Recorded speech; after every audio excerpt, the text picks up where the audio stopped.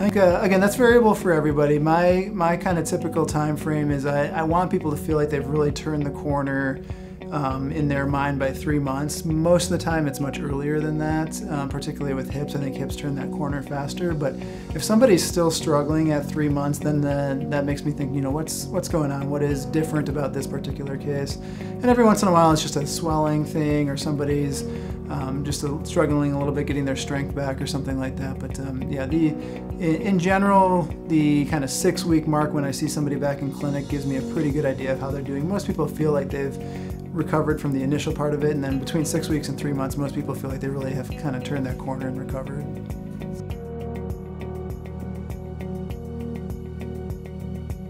The recovery from a knee replacement is a lot more intense in terms of what is needed from the patient. The recovery from a hip replacement is largely just kind of getting back to walking and kind of retraining your body to walk. And in general, the kind of uphill battle that some people face with a knee replacement is a lot less steep in a hip replacement. People tend to bounce back a little bit more quickly. In my experience, and I think in most people's experience, it's a little bit smoother recovery.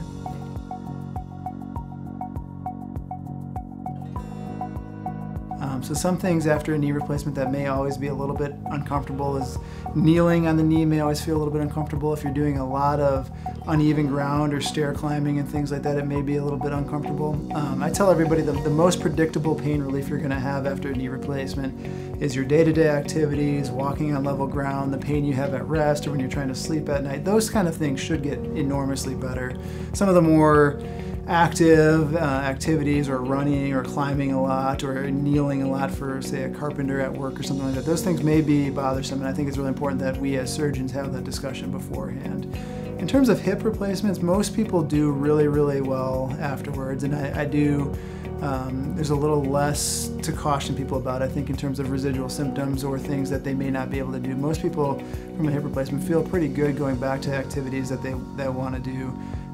It depends a little bit on how we do the hip replacement and whether or not we restrict them afterwards in terms of certain motions and stuff like that, but those are all conversations we have beforehand.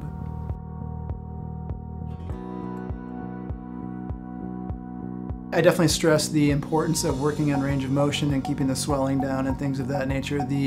If somebody finishes up with a knee replacement, even if my part in the operating room goes really well and the x-rays look perfect, if they go home and just kind of sit there and don't move because they're scared to, or if it hurts or whatnot, their knee will get stiff and it's not going to have nearly the range of motion we want, or the range of motion they want from a knee replacement. So it's certainly a concern if somebody's not getting to the range of motion I'm hoping for.